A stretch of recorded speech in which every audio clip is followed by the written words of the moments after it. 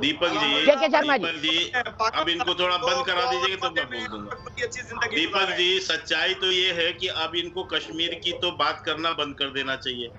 उसका कारण सीधा सीधा सा ये है कि धारा 370 वहां समाप्त होने के बाद अब वो इन पर इनका बोलने का कोई राइट नहीं है।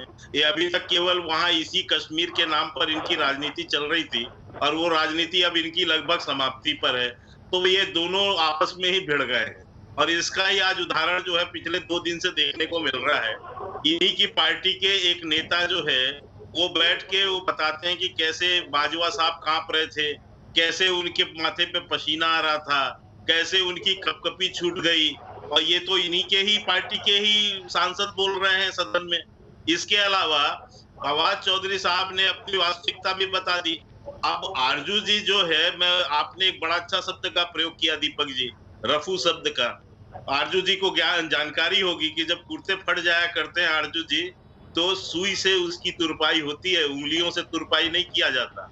आप जो है उंगलियों से तुरपाई करने की कोशिश कर रही हैं। तो ये गलतफहमी से बाहर आ जाइए आप, क्योंकि आपके जो लोग हैं आपके ही इमरान खान अमेरिका में जाकर ये स्वीकार चुके हैं कि 30,000 से ज्यादा हमारे यहाँ आतंकी हैं।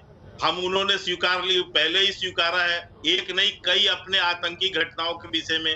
आपके सदन में जो है जो आतंकवादी जिसको अमेरिका ने मारा उसकी चर्चा आपके यहाँ हुई है। तो इस तरह से आप कब तक अपने यहाँ जो है रफू करते रहेंगे? अंततः आपको मानना पड़ेगा। और आज जो 11 पार्टियां मिलके सेलेक्टिव इमरान खान को जो हटाने की वहां पर पूरी कोशिश कर रहे हैं वो इसीलिए कर रहे हैं ना क्योंकि वो बार बार ये कह रहे हैं कि आपकी सेना ही आतंकवादी गतिविधियों को प्रश्रय दे रही है, आपकी जो है सेना वहां सरकार भी में वो कर रही है इंटरफेरेंस। यही सब तो आपके यहाँ घटनाक्रम है। तो कम से कम आप अपने उसको जो बात हम पिछले 1 साल से कह रहे हैं, आप गृह युद्ध के कगार पर खड़े हैं। आप कृपया कर अपना जो है देश संभालिए, आप इधर उधर के आतंकवादी गतिविधियों से बाज आइए और अपने देश में कम से कम अपने लोगों के लिए रोटी पानी का इंतजाम कीजिए। भूखे मर रही पाकिस्तान की जनता। डॉक्टर खान के पास चलता हूँ, के शर्मा जी, डॉक्टर खान के पास इसी सवाल को लेकर चलता हूँ। सर, पाकिस्तान में खाने को रोटी नहीं है, आटा वहां 100 रुपए किलो से ऊपर मिल रहा है, आलू प्याज 3 अंकों में उनकी कीमत आ गई है। उसके बाद आपको कश्मीर की पड़ी है। हकीकत यह है कि 370 हटने के बाद कश्मीर पर आपकी दुकान अंतर्राष्ट्रीय बंद हो चुकी है। खान साहब, इस हकीकत को स्वीकार लीजिए। पहले तो मैं ये कहूंगा अल्हम्दुलिल्लाह हम बड़े खुशहाल लोग हैं और महंगाई से हमें कोई फर्क नहीं पड़ता। अवाम हमारी खुशहाल है अल्हम्दुलिल्लाह, हम बड़े खुशखुर्रम हैं।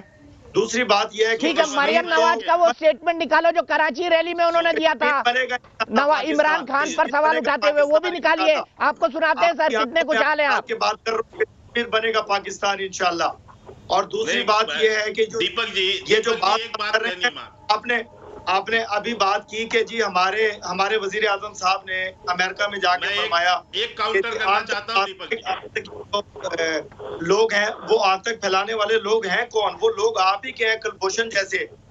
और कुलभूषण जैसे हमने पकड़े हुए हैं, हम उसे कुछ क्यों नहीं कह रहे? कुलभूषण पर इंटरनेशनल कोर्ट ऑफ जस्टिस ने कितनी फटकार लगाई है पाकिस्तान को, बताइए ना। कुलभूषण पर इंटरनेशनल कोर्ट ऑफ जस्टिस ने कितनी फटकार लगाई आपको? डॉक्टर खान बताइए ना,